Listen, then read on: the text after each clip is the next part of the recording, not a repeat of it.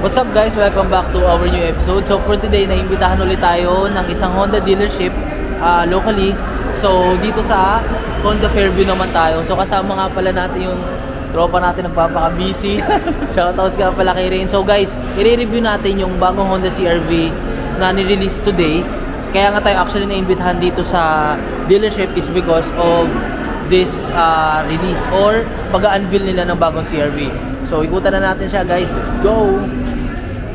So, ito nga pala si Papi Ronald. Papi Ronald, thank you Thank you for giving us the opportunity na ma-invite sa unveiling ng bagong CR-V. So, sige Papi, baka pwede mo kaming tulungan para i-explain kung ano yung mga bagong features niya from the previous CR-Vs. So, simulan natin sa front end. Sige, sa front end. Ito actually napansin ko, sensing na rin talaga siya, no? Yes. So, meron siyang equipped na siya ng Honda Sensing. okay. Same with the Civic, with the HRV. So yun, yung headlight niya. Sige, sa headlight. Ganda ng headlight, full LED na, ano? Yes, full LED na siya. So, bali actually, itong variant na fini-feature natin today, ito ba yung top of the line niya? No, ito yung mid variant. Mid variant pa to. VX na CRV. So ito yung mid variant. Actually, yung mga hybrid natin is darating pa siya by October pa. Okay. Sa lahat ng Honda dealerships. So right now, lahat ng mga dealerships, ang naka-display lang namin is the VX na CRV. Yung mid variant. Yung mid variant. Papi, dun, may question lang ako. Totoo ba na sinasabi nila na pagka hybrid daw yung kotse mo, parang may excuse ka for the coding? So far, wala pa naman eh. Actually, hindi naman ito talaga yung parang full hybrid eh. Yung parang name charge. Oo. Kasi may mix din kasi ng ng hybrid and also ng Gasoline o petrol. Okay. Sige, tignan natin tong itong grill niya. Anong something special dito? Parang ang laki nung bara ba sa air yan? Sa airflow or ano? Actually, ito yung mesh type grill na tinatawag nila. Oo. So, actually this one is the all new Honda CR-V talaga. So, talagang even the front rail, the headlights, the fog lights, the design ng bumper niya, exterior talaga as in totally all new talaga. Oo nga, oo. Ganda. Oo. Nagiging parang trend na ngayon yung medyo minimalist na lang itsura ng fog light, no? Parang Yes. napakaliit na lang niya. Sige, tignan natin dito sa wheels naman. Ito talagang hindi na naalis ng CR-V tong niya. Trademark niya na to no? Fender Garnish niya sa fender So this one, yung max naman niya is size 18. So yung sa gulong naman is 235 by 60 R18. So 18 siya. Laki tignan, no? Pero kasi dahil talaga naiiba rin yung niya dahil sa specs ng goma no? Sige, sa gilid. Actually, parang nagre-resemblance siya sa akin ng kanina nga napag-usapan namin actually, yung parang mukha siyang BRV na Yes. Actually, sa loob interior, parang almost the same siya with the Civic design. Talaga? O sige, mamaya tignan natin yan. Sige. Likod, same. Para magkaiba yung spec. Isa lang ba yung spec nung goma sa harapin likod? Yes, 235 by 60. Yung 235/60 by 18s. So, ayan, yung likod. All-wheel drive na. All-wheel. Dual tip, no? Yes, it's a dual. So, hindi siya yung... Oo. Yung parang mga tipong... Oo. Also equipped din with the backup sensor din. So, Okay. built-in na siya. VTEC Turbo, syempre. Again, VTEC turbo na din. So, Ayan. open ko lang. Sige, yung trunk. Tignan natin yung trunk. So, it's an automatic. Wow. Knowing na mid-variant pa lang to, ganito na siya Yes. Sige, ano bang meron dyan sa... Spare tire Spare and tire. also may mga lalaganan ng tools. So, naka-separate na siya. So, sa style. Wala ba nabibili para sa Grace natin na ganito? Wala pa. Di ba meron yan? Actually, meron, pero wala pang part number dito eh. So, we don't know kung Kakaroon. Oo. Pero madali lang yan. Madali lang i-order. Dali lang order it. Ganda. Again, naka-fold pa rin itong upuan sa door. So, 7-seater to guys Yes, 7-seater. Pag hybrid, it's a 5-seater siya. Okay. Pag hybrid 5-seater. Yes. So, wala siyang upuan sa Wala likod. siyang third row seats. Bakit? Anong explanation? Actually, even sa ibang bansa, yun din talaga yung design niya. Siguro, because Safety rin. So, okay. Nice to know na 5-seater lang pala ang ano. Sige, Papi, simulan sa yung loob naman, silipin natin yung interior kasi isa sa mga naiintrigue ako dito lagi yung interior. Dito ako sa passenger, dun ka na lang sa driver. Yun. Grabe, sobrang elegante. Oo nga no, parang Civic SI nga yung ganito din di ba? Yes, it's a power seats na rin siya. So, nare-recline na rin siya, automatic. It's an 8-way din, I think. And also, adjustment ng steering wheel. Tilt and telescopic pa rin siya. So, the purpose ng tilt and telescopic is para hindi nagagalawin yung Upuan. just in case merong ibang sasakay. Oh, okay. So, more naka-fix na lang siya. Full digital na rin yung gauge. Yes. Full digital. Ganda. May din, auto leveling din for the Headlight. So, Ganda. DSA din. Bibili ka na ba, boss? Ganda ka. Sobrang high-tech. Ganda, Iba na yung comfort talaga ng mga bagong kotse. Yun lang talaga hindi mo talaga maalis sa kanila eh. Ganda nito Laki. Sunshade. Ganda. Oo, ganun pala. Pwedeng ito lang.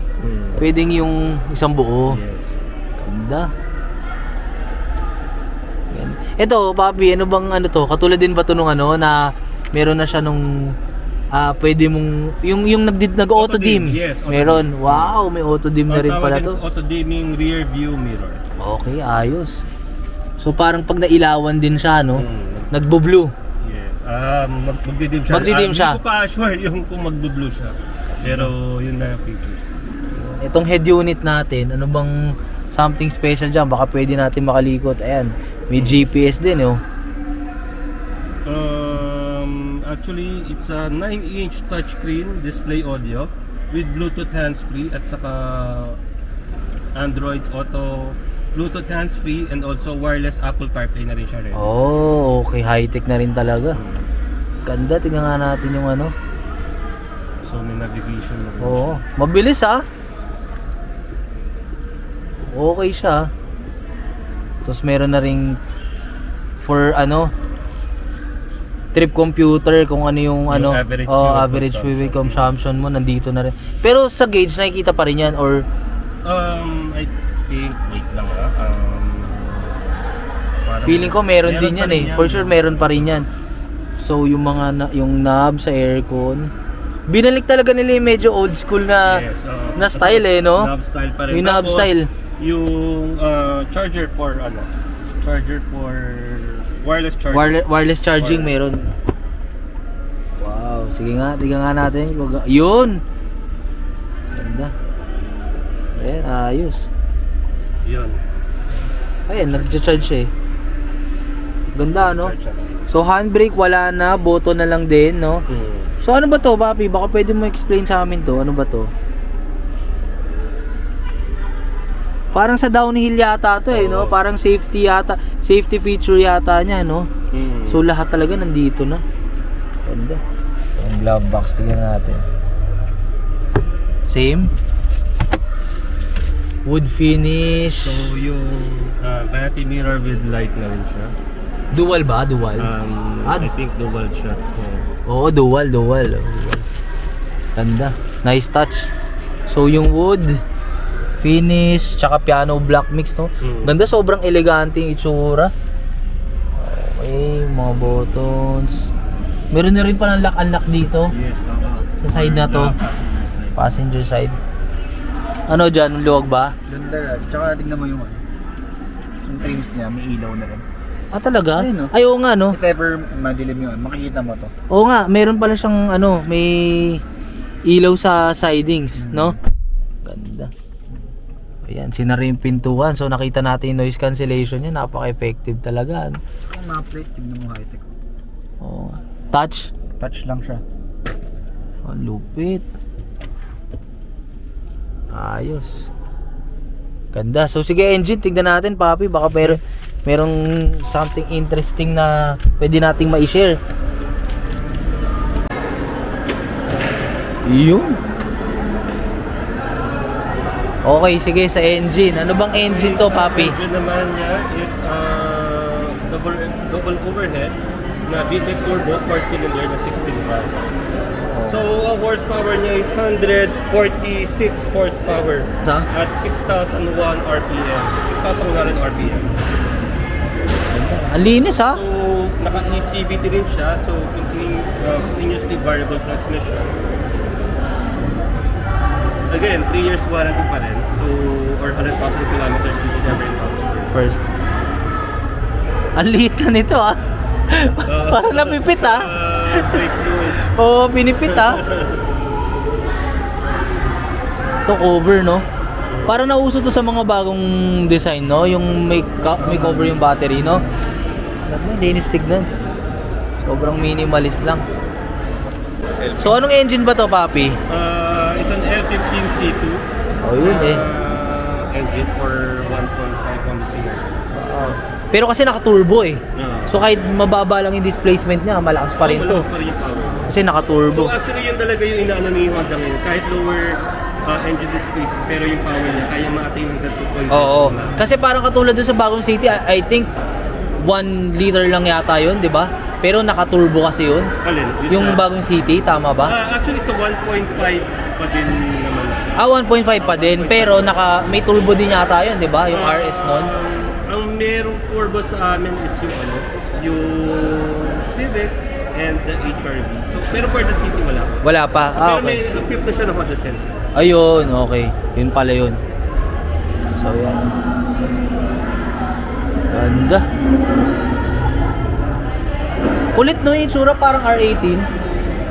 Yung engine. Dual ka. Pero L50 na dual ka. So, di ba yung bagong City, ano yan? Dock na rin siya? Oo, dock na rin. Oo, alam ko rin dock na. Yun yung bagong City nila, dock. Pero eto, eto turbo lang. Yung City is non-turbo. Oo, non-turbo. Ayun yung Baka yun, base oo. nila eh. L15 pa rin siya. Ayun yung engine, ayun, oh. Ito, oh. Dock na rin siya. L15C2. Turbo siya. Yung, Turbo. Yung Oh, City VTEC lang, turbo. Non-turbo. Grabe, ang liliit no. Parang cute na ng mga ano. Nakakatuwa. Tsaka hindi nawala yung from Gen 1 diba, sa mga Gen 1, Gen 2 sa previous model ng CRV medyo nakababa. Oo, nakababa yung engine. Oo. Maraming room for improvement. Hopefully may makapag-ayos ng maayos nito, no? Magkano ba to, Papi? Baka pwede natin ma-share sa kanila. How much ba usually nagkokos ang ganitong CRV? Actually, for the CRV, ang price niya, this one is 2.280. 2.280. Top of the line natin is 2.590. 2.590. Pero yung Okay. entry level ng CRV, it's 2.1 naman. Okay, ayos. And we accept reservation na din. Ayun. Kahit 5,000 po. 5,000 reservation, guys, ha. O, pag dito, Honda Fairview, sa mga taga Fairview dyan, ha, hanapin nyo lang si Papi Ronald, ha. Yan, ha. Tulungan natin to para mas marami pa tayo activity magawa dito. Support kayo sa Honda, especially sa mga subscribers natin dyan na lagi nanonood. So, ito, guys, dito, hindi naman necessarily kailangan CRV lang, no. Lahat actually ng bagong models nila for Honda. Si Papi Ronald, hanapin nyo. Magbibigay ng maraming discount. Hanggat kaya. Hanggat kaya. So, yun lang, guys, ha. Siyempre, magbibigay siya kung ano lang yung mga tama. Pero, siya yung lapitan nyo para, kasi ang importante dyan, yung ma-handle kayo na tama. Yan. Yun, ayos. Wala na rin palang hood stand, no? Ganito na. Ayos. Sige, so yun, thank you, Papi. Thank you Maraming salamat, sa Papi. pag-invite sa amin, ha. Oh, yun, thank you. Maraming salamat sa pag-invite sa amin dito sa Honda Fairview, ha. Maraming salamat, ha. As usual, sobrang hospitable talaga ng Honda. Kaya sobrang fan na fan tayo ng brand na to. So, ayun, thank you again for giving us the opportunity, maikutan, ma-invite dito sa prestigious event na to, Papi. Maraming salamat. So, ayun, guys, sana nag-enjoy kayo. Marami kayong natutunan. And again, don't forget to like, comment, and Subscribe! see you in the next episode, guys. Peace!